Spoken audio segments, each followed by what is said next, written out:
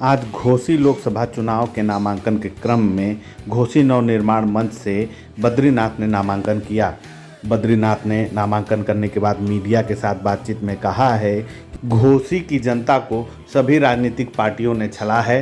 बसपा, सपा, भाजपा के जितने भी राजनीतिक दल के नेता थे उन्होंने घोसी में कोई भी विकास नहीं किया है।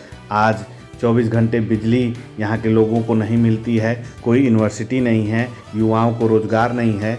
इन सभी परेशानियों की वजह से घोसी नवनिर्माण मंच को घोसी की जनता ने लोकसभा चुनाव लड़ने का आशीर्वाद दिया है। घोसी नवनिर्माण मंच चुनाव जीतने के बाद घोसी में विकास की नई गाथाएं लिखेगा। एक रिपोर्ट देखें। जी बताएं, आज नामांकन कर दिए हैं। जी क्या मुद्दे हैं? देखिए सर, हमारे युवाओं के लिए पढ़ाई नहीं है, कोई यूनिवर्सिटी नहीं है, किसानों को सिंचाई नहीं है। अभी जाड़े में आप देखिए, दिन में प्रॉपर लाइन नहीं मिलती थी और रात में उनको चिलचिलाती ठंड में सिंचाई करने के लिए विवश होना पड़ता था। देखिए, बिजली विभाग का भी मनमाना बिल भेजा जा रहा है। थाने और पुलिस विभाग में और तहसील में कोई सुनवाई नहीं है।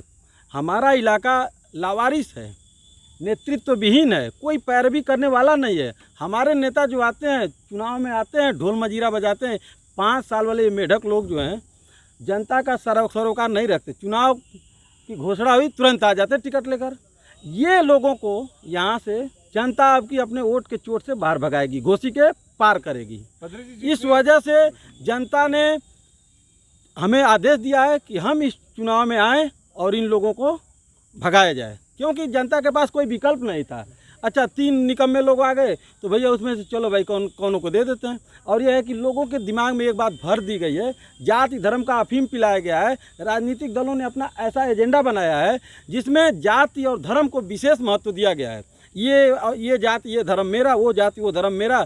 घोसी नवनिर्माण मंच कहता है कि संपूर्ण घोसी की जनता हमारी है, संपूर्ण क्षेत्र हमारा है, संपूर्ण क्षेत्र पर होने वाली समस्याओं का समाधान दिलाना हमारा कर्तव्य होगा। ये जातिवादी पार्टियां बाद में परिवारवादी हो जाती हैं और जनता के अधिकारों को अपने घर ले जाती हैं। देख लीजिए, एक पार्टी है, हमारे यादव और मुसलमान भाइयों को कोई टिकट नहीं दे रही है और अपने सारे भाइयों को पार्लियामेंट में भेजना चाहती है। किसी को आजमगढ़ से तो किसी को फिरोजाबाद से, अपने परिवार के ही लोगों को मैनपुरी से बारी बारी से भेजते हैं। अब घोसी की जनता ने यह निर्णय लिया है कि घोसी में एम्स जैसी सुविधा मिलनी चाहिए, घोसी में इंजीनियरिंग कॉलेज खुलना चाहिए, घोसी में ऐसी व्यवस्था बनाई जानी चाहिए जिससे युवाओं को खेल कूद में आगे बढ़ने का अवसर मिले। हमारे यहाँ घोसी लोकसभा के अंदर जूट मिले, कताई मिले, चीनी मिले, सिल्क का कारोबार विश्वव्यापी पहचान रखता था, जिसमें मुस्लिम भाइयों के द्वारा बनाई गई सिल्क की साड़ियाँ हिंदू माताओं बहनों की पहली पसंद हुआ करती थी। ऐसे कारोबारों पर धक्का लगा है और कुछ भी बनाए गए जो भी संस्थान रहे कल्पनाथ राय जी के द्वारा, खाली उसकी रिपेयरिंग हो जाती तो हमारा ज़िला विकसित ज़िला था, आज भी विकसित रहता। मऊ मतलब हर 2 किलोमीटर पर टेलीफोन एक्सचेंज लगाया गया, हर 3 किलोमीटर पर पावर हाउस का अड्डा बनाया गया। जब पूरे देश में बिजली अंडर प्रोडक्शन में था, हमारे इलाके को 24 घंटे बिजली मिला करती थी।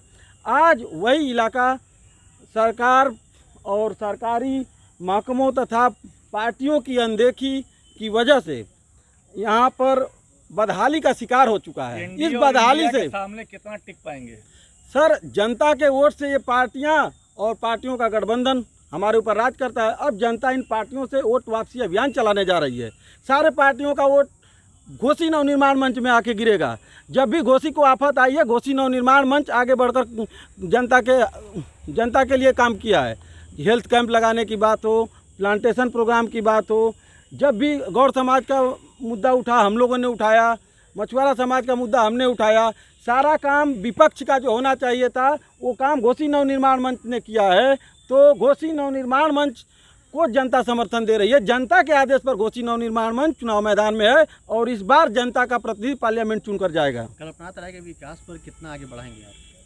कल्पनाथ राय तो अब कोई नहीं बन सकता, मैं कल्पनाथ राय नहीं बन सकता, लेकिन कल्पनाथ राय जिन्होंने लैंडमार्क्स स्थापित किए हैं उनके चिन्हों पर चलकर इस जिला को एक बार फिर से विकसित जिला बनाया जाएगा और यहाँ पर युवाओं को रोजगार, महिलाओं के पढ़ने के लिए अच्छा महाविद्यालय जो कि आज तक नहीं बन पाया। बताइए ये लोग क्या कर रहे हैं? मंत्री हैं, कहें हम बड़का मंत्री बन गए हैं, क्या मंत्री हैं बताइए? कौन सा काम कर दिए बताइए ना। बड़ा हुआ तो क्या हुआ? जैसे पेड़ खजूर, पंछी को छाया न मिले फल लागे अति दूर। क्या मतलब है? ऐसे मंत्री संतरी को हमारी जनता कुछ नहीं समझती है, उखाड़ के फेंक देगी इस बार।